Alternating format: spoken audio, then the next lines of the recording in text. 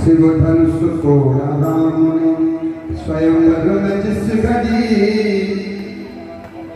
सब देव देवता भी करने लगे आरती, सब देव देवता भी करने लगे आरती।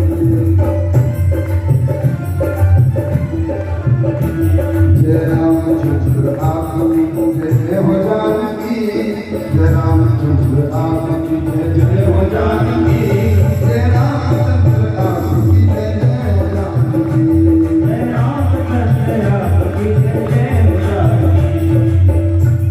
कई वेद मंत्र पढ़ रहे थे ऊंची तान से, कई वेद मंत्र पढ़ रहे थे ऊंची तान से। मंत्रों का उच्चारण हो रहा था, हरि यमुना सस्ती ने प्रभु स्वाहा सस्ती ने पुकार स्वेला। कई वेद मंत्र पढ़ रहे थे ऊंची तान से, हाँ पुष्पों की वर्षा हो रही थी आसमान से, पुष्पों की वर्षा हो रही थी आसमान से। जयमाल लिए हाथ में जब आई जानकी, जयमाल लिए हाथ में जब आई जानकी, जानू गले में कुंडले रानी की घड़ी, जानू गले में कुंडले रानी की घड़ी। ऊंचा था सिंहासन जहाँ विराजमान थे, ऊंचा था सिंहासन जहाँ विराजमान थे। एक तो भगवान आप ऐसे लंबे हैं और उसमें भी सिंहासन ऊंचा है और उसमें भी लंबा सा मुकुट पहन रखे। ऊंचा था सिंहासन जहाँ विराजमान थे, सर पर मुकुट कांधे जय कर्कश कमान थे, सर पे मुकुट कांधे जय कर्कश कमान थे। और यूं मंद्र मंद्र मुस्कुरा रहे थे राम जी, मंद्र मंद्र मुस्कुरा रहे थे राम जी। जय रामचंद्र आपकी जय हो जानकी, जय रामचंद्र जय हो जानकी।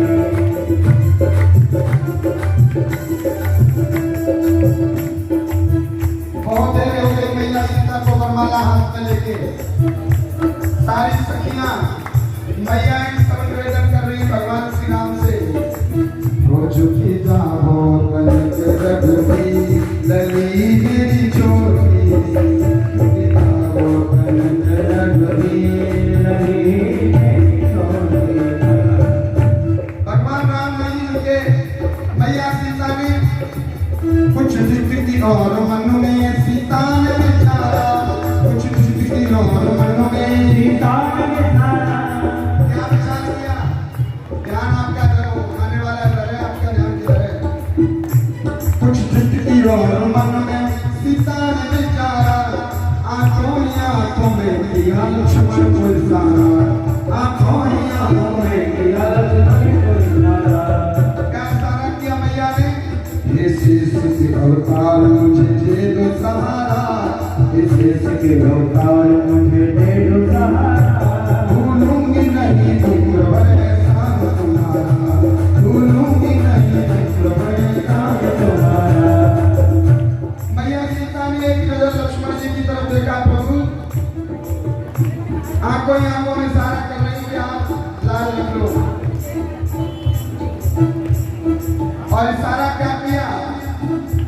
कुछ देर के लिए लखन पृथ्वी को उठाए, कुछ देर के लिए लखन पृथ्वी को उठाए, ये भाभी तेरे भैया को जना।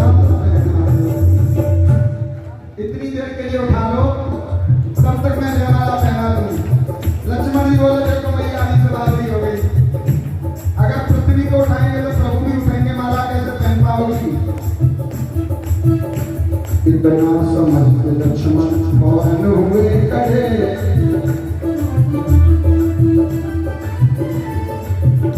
लक्ष्मण जी ने कुछ ना पाए सोचा। इतना समझ के लक्ष्मण मौन हुए खड़े, हाँ जगन्नाथ के राम जी के चरणों में रुके, जगन्नाथ के राम जी के चरणों में खड़े। भगवान श्री राम के चरणों में साक्षात दंडवत कर दिए लक्ष्मण जी। राम जी ने सोचा हमने इतना बड़ा काम किया, धनुष तोड़ा है, तो हमारा भाई हमें प्रणाम करने के लिए आया है, लेकिन प्रणाम 1-2 सेकंड का होता है, यहाँ तो बहुत देर हो गई। हरि राम जी भाप गए दोनों की बात को।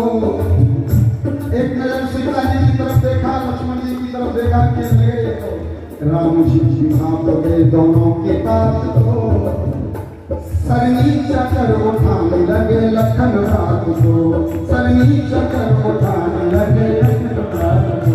और जैसे ही सरनी चकिया सखियों ने इशारा दिया सीता जी को, इतने में सीता जी ने जय माता दी, सीता जी ने जय माता दी, जय राम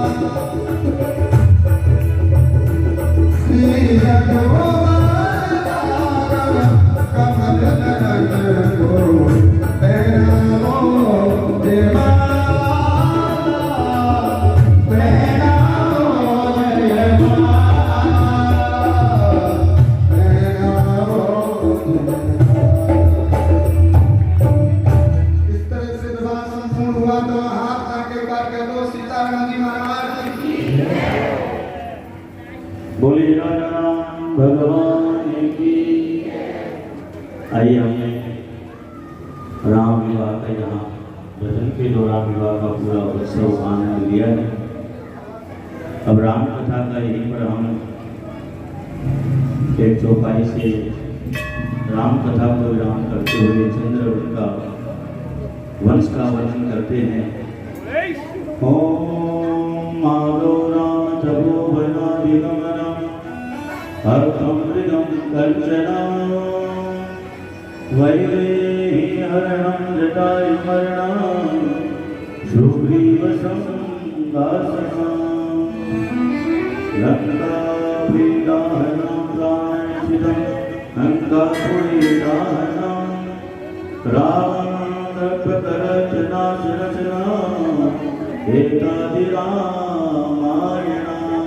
बोले राजा राम भगवान की। आज महाराज चंद्रवंश के वर्णन में यहाँ बताया है, एक पूर्वा वंश के विजय में यहाँ पर कांची नाम के पुत्र होते हैं। इसी वंश के अंदर ये जाति होती है जिनका विवाह देवयानी में हुआ। और इसी वंश के अंदर आओ के दो पुत्र होते हैं, एक अग्रसेन और एक देवक। अग्रसेन के यहाँ पर दो पुत्र होते हैं। आहो के यहाँ के दो पुत्र जो होता है अग्रसेन और देवक। अग्रसेन के यहाँ पर कंस होता है। कंस कौन है? जो कि जिसके मन में हर समय एक पाप का सह चलता रहता है, वो कंस है। आज कंस में मन में ये विचार किया है कि जो मेरे मन का जो आधार है, जो मूल है, वो मेरे को करना है। कि देखा कि हाँ कि जैसे जैसे भगवान की योग माया से भगवान जैसे ही देखते कि कंस के मन में जो चल रहा है उस झांकी के हम सब दर्शन करते हैं। आज देखा कि हाँ एक पुत्री दो पुत्री, लेकिन देखो जैसे ही पुत्रियों का वर्णन आता है ना, हर पुत्री का नाम रखा जाता है, हर का वर्णन होता है। इसी के दौरान घर के अंदर अगर हम पुत्री हो जाती है तो हमारा घर बिल्कुल ही हम सोच विचार में पड़ जाते हैं। लेकिन पता है वो पुत्री भी हमें माँ भगवती की कृपा से माँ भगवती का रूप ही आया है। लेकिन हर पुत्री में माँ देवी का वास होता है। लेकिन आज हमारी ऐसी हैं, ऐसे भाव हो गए कि हम पुत्री को लेना नहीं चाहते हैं, पुत्री को हम गर्भ में ही मार डालते हैं। ऐसा बहुत बड़ा पाप है। आज देखा कि हाँ सबसे छोटी यहाँ पर देवक के यहाँ पर 6 पुत्री, जो कि सबसे छोटी देवकी है, जिनका विवाह महेश्वर से राजा सुरसेन से वसुदेव से होता है। और आज यहाँ पर देखें कि एक पुत्र के जन्म के लिए हम सारा संसार उसकी बाट देख रहा है। लेकिन कंस के मन में ये विचार है कि मैं उस घर में उजाला नहीं होने दूंगा। लेकिन जिसका रक्षक परमात्मा हो उसका कोई भी बाल बांका नहीं कर सकता। एक पुत्री का जन्म हुआ है ऐसे करते करते दो पुत्री का जन्म हुआ। ऐसे करते करते देखा कि भगवान ने कि हाँ सबको लेकर अपने वश में करना चाहा, लेकिन भगवान की योग माया से उन पुत्रियों को अलग अलग स्थान मिल जाता है। एक बात बताऊं, कभी भी भगवान किसी को मारते नहीं हैं, क्योंकि भगवान के हाथों से जो जाता है उसका कल्याण होता है।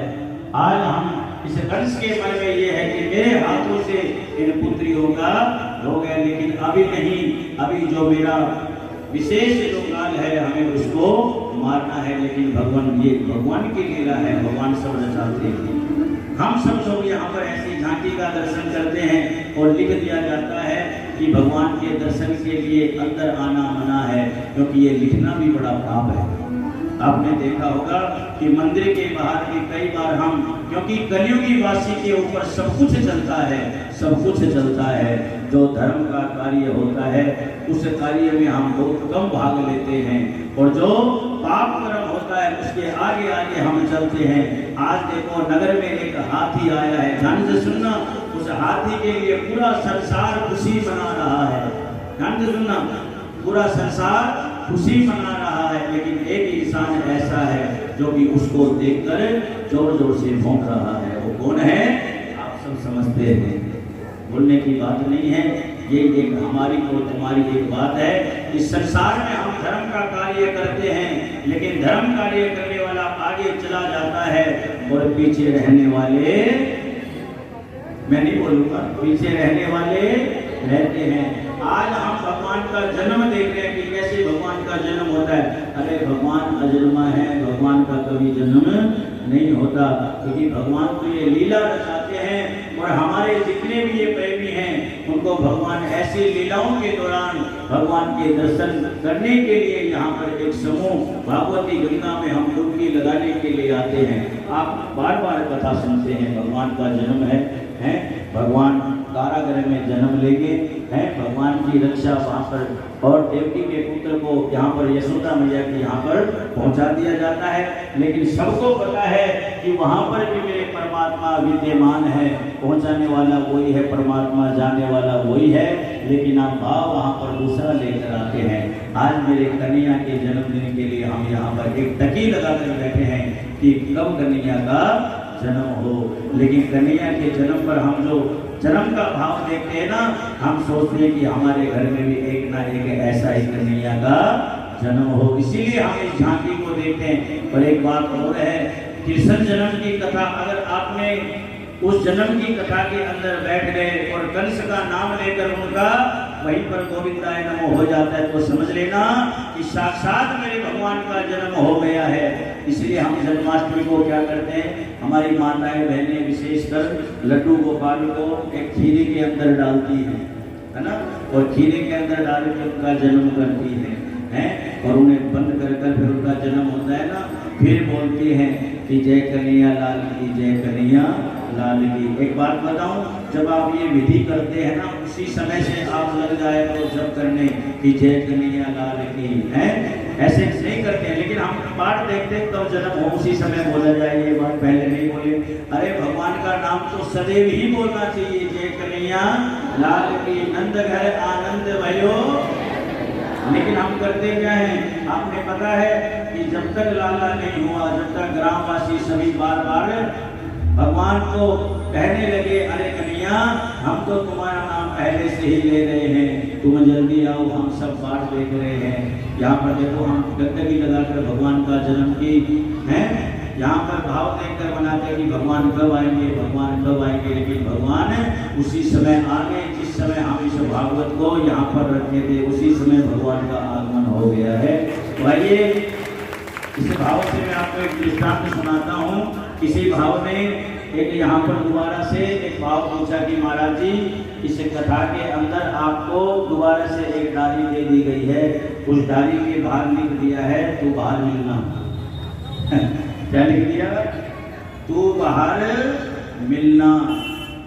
अब देखो हम भगवान का भजन करते हैं ना, तो भगवान के भजन के अंदर भगवान का भजन ही होना चाहिए। कई लोग हम भजन सुनते हैं, भजन के दौरान कुछ ना कुछ बोल देते हैं, लेकिन परमात्मा का जन्म अब बड़े विस्तार से आप मनाएंगे। बोलिए बांके बिहारी लाल की।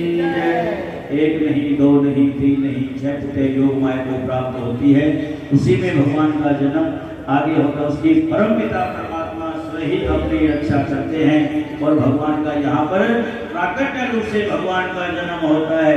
बोलिए बांके बिहारी लाल की।